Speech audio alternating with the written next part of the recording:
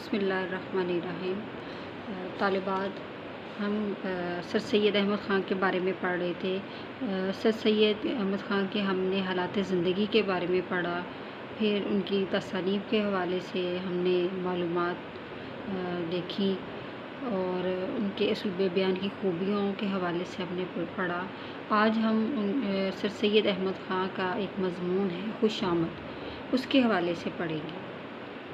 تو خوش آمد کا اگر ہم خلاصہ دیکھیں اس پورے مضمون کا، تو سر سید احمد خان نے خوش آمد مضمون میں ایسے لوگوں کی بات کی ہے کہ جو خوش آمدی ہوتے ہیں۔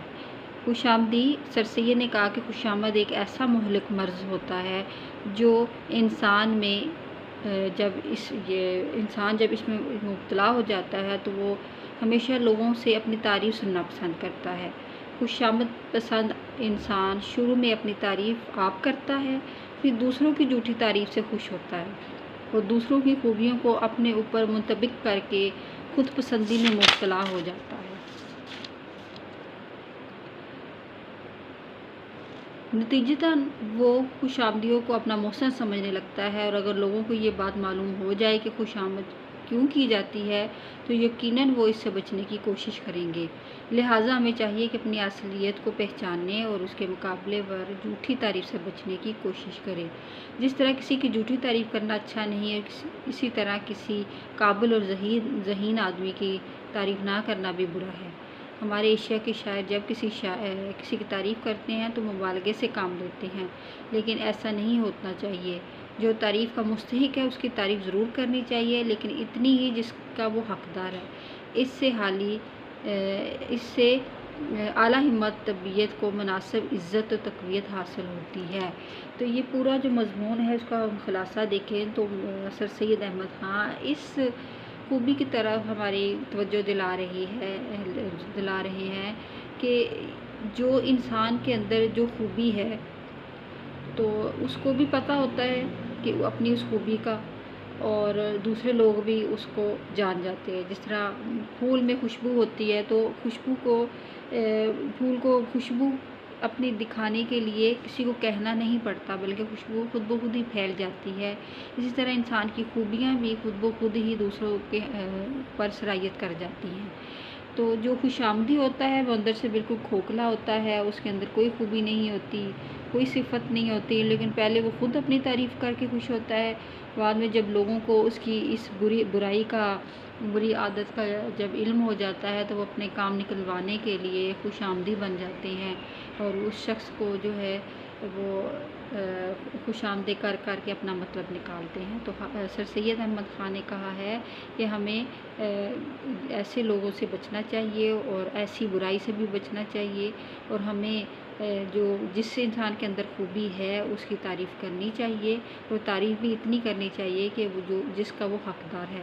بہت زیادہ مبالغے سے کام نہیں لینا چاہیے، جیسے کہ سر سید کے زمانے میں جو علماء تھے یا جو شاعرہ تھے یا جو بھی فلاسفر تھے، تو اس زمانے میں اگر کسی کی تعریف کی جاتی تھی تو زمین و آسمان کے کلابے ملا لیے جاتے تھے ان کی تعریف کے لیے، اور انہیں دنیا کا سب سے زیادہ اچھا اور سب سے زیادہ نیک اور سب سے زیادہ خوبیوں کا مالک انسان لکھا جاتا تھا اور سمجھا جاتا تھا۔ تو سر سید نے کہا ہے کہ بیلنس ہونا چاہیے، ایک توازن ہونا چاہیے۔ آپ کسی کی خوبیوں کو بیان کر رہے ہو تو اس کو اتنا نہ اوپر آسمان پہ چڑھا دو کہ وہ انسانیت کے عہدے سے ہی اونچا ہو جائے۔ تو جس کا جتنا حق ہے اتنی ہی اس کی تعریف کریں۔ اب آتے ہیں مضمون کی طرف۔ مضمون کس طرح کریں گے؟ پیراگراف، 4 پیراگراف ہیں اس مضمون کے۔ ہم آج کے لیکچر میں 2 پیراگراف کریں گے، اور پیراگراف کی آپ کو تشریح آتی ہے سیاق و سباق کے ساتھ۔ حوالہ متن لکھتے ہیں پہلے، پھر سیاق و سباق ہوتا ہے، اور پھر اس پیراگراف کی تشریح ہوتی ہے۔ پہلا دیکھیے، دل کی جس قدر بیماریاں ہیں ان میں سے سب سے زیادہ مہلک اور خوش آمد کا اچھا لگنا ہے۔ یعنی دل میں جتنی بھی بیماریاں ہمارے دل کو لاحق ہوتی ہیں، اس میں سب سے زیادہ مہلک یعنی سب سے بری خوش آمد یعنی اپنے آپ کو اچھا لگنے والی بیماری ہے۔ جس وقت کہ انسان کے بدن میں ایسا مادہ پیدا ہو جاتا ہے جو وبائی ہوا کے اثر کو جلد قبول کر لیتا ہے، تو اس وقت انسان مرض مہلک میں گرفتار ہو جاتا ہے۔ مصنف کہتے ہیں کہ جس طرح ایک وبا جب چلتی ہے کوئی کسی علاقے میں، تو ہوا میں جو وہ مرض جو وبا چل رہی ہوتی ہے وہ مرض ہر ایک کو لاحق ہو جاتا ہے، تو انسان بھی اسی طرح اس وبائی مرض میں گرفتار ہو جاتا ہے۔ اسی طرح جب کہ خوشامد کے اچھے لگنے کی بیماری انسان کو لگ جاتی ہے۔ کہتے ہیں کہ خوشامد کی بیماری بھی بالکل ایک مرض کی طرح ہے، وبائی مرض کی طرح۔ جب یہ انسان کو لگ جاتی ہے تو کیا ہوتا ہے، تو اس کے دل میں ایک ایسا مادہ پیدا ہو جاتا ہے جو ہمیشہ زہریلی باتوں کے زہر کو چوس لینے کی خواہش رکھتا ہے۔ یعنی انسان صرف بری باتوں کو برے لوگوں کے پاس بیٹھتا ہے اور بری باتوں کو ہی اپنانے کی کوشش کرتا ہے۔ جس طرح کے خوش گلو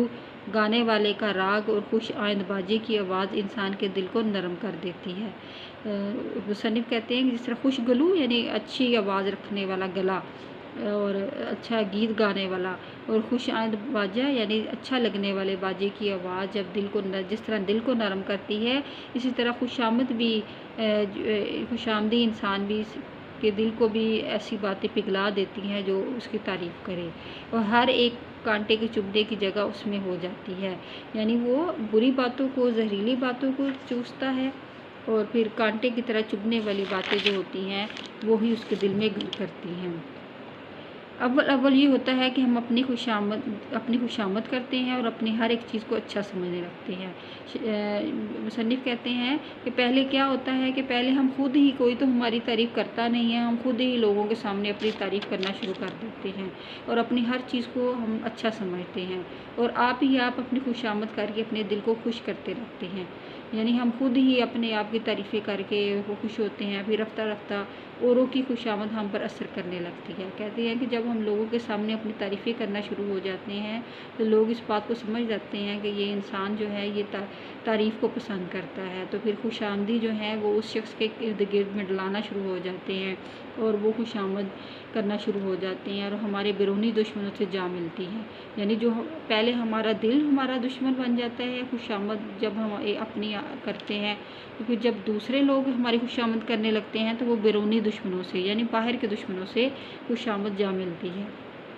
اور جو محبت اور مہربانی ہم خود اپنے ساتھ کرتے تھے وہ ہم خوش آمدیوں کے ساتھ کرنے لگتے ہیں۔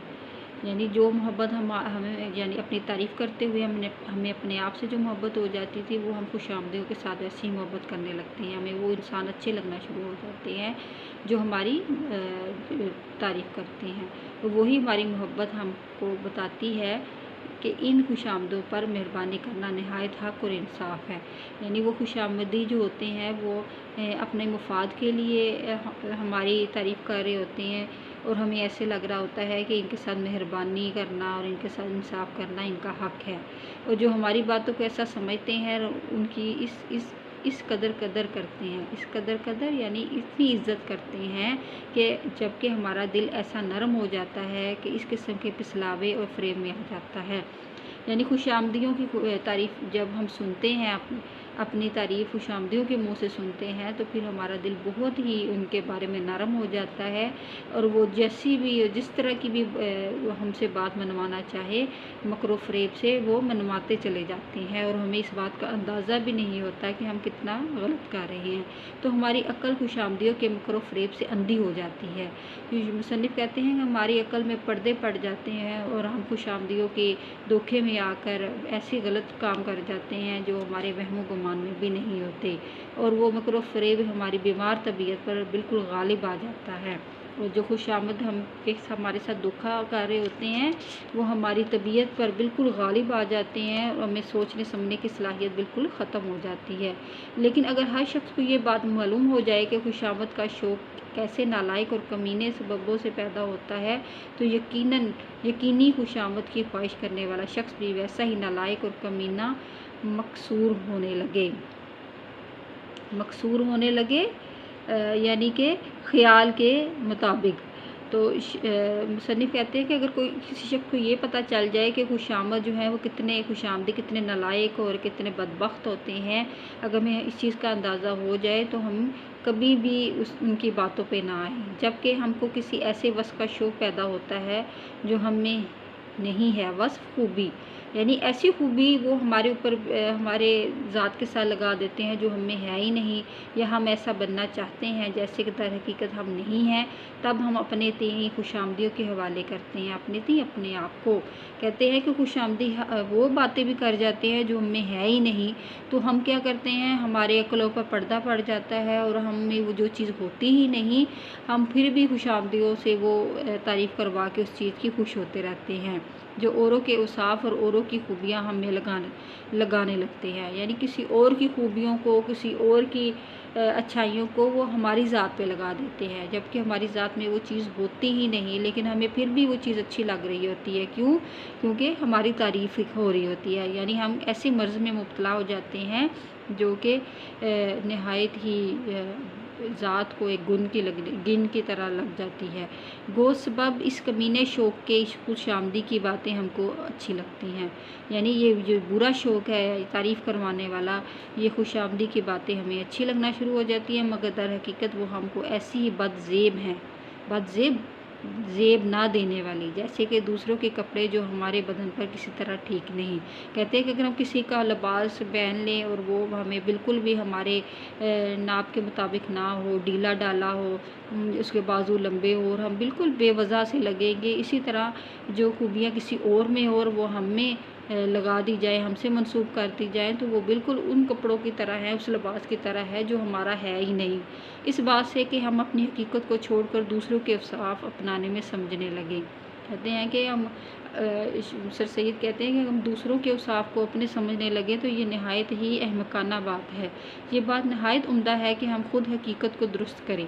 مصنف کہتے ہیں کہ یہ نہایت بہت ہی اچھی بات ہے کہ ہم اپنے آپ کی اصلاح کریں، اپنے آپ کو درست کریں اور سچ مچ جو اوصاف خود اپنے میں پیدا کریں اور بے عوض جھوٹی نقل بننے کے خود ایک اچھی اصل ہو جائیں۔ مصنف کہتے ہیں کہ ہمیں اچھی بات یہی ہونی چاہیے کہ ہم سچ مچ جو ہمارے اندر خوبیاں ہیں وہ ہم اس کے بدلے میں جھوٹی یا کسی کی نقل کرنے کے بجائے خود اپنے اندر وہ خوبیاں پیدا کریں جو خوبیاں سن کر ہم خوش ہوتے ہیں، کیونکہ ہر قسم کی طبیعت جو انسان رکھتے ہیں اپنے اپنے موقع پر مفید ہو سکتی ہے، یعنی ہر انسان کی اپنی طبیعت ہوتی ہے، ہر انسان اپنی فطرت کا ہے، تو ہر انسان جو ہے اپنے اپنے موقع پر وہ خوبیوں کو اور خامیوں کو بروئے کر لاتا ہے، تو ایک تیز مزاج اور چست چالاک آدمی اپنے موقع پر ایسا ہی مفید ہوتا ہے جیسا کہ ایک رونی صورت کا چپ چاپ آدمی اپنے موقع پر۔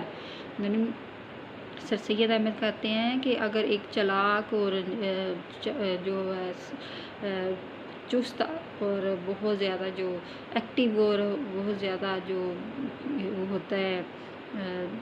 دوسروں کی باتوں کو سمجھنے والا جلد، وہ بعض موقعوں پر اتنا ہی فائدہ مند ہوتا ہے اپنے لیے جتنا کہ ایک چپ چاپ رونی صورت والا آدمی، یعنی ہر آدمی ہر اپنی جو طبیعت جو رکھتا ہے وہ ہر موقع پر یا موقع کی مناسبت کے مطابق اپنے لیے وہ کچھ نہ کچھ فائدہ حاصل کر لیتا ہے، لہٰذا جو چپ آدمی ہے اگر اس کو کہا جائے کہ تم بہت چالاک ہو، اور اگر کوئی چالاک آدمی ہے اور اس سے کہا جائے کہ تم بالکل ایک سست آدمی ہو، تو یہ بات بالکل بھی مناسب نہیں، ہر ایک کی اپنی خوبیاں ہیں اور وہ اپنی خوبیوں کے مطابق ہی اپنی زندگی گزارتا ہے۔ طالبات آج کے لیے اتنا ہی کافی ہے، کل ہم مزید اس مضمون کو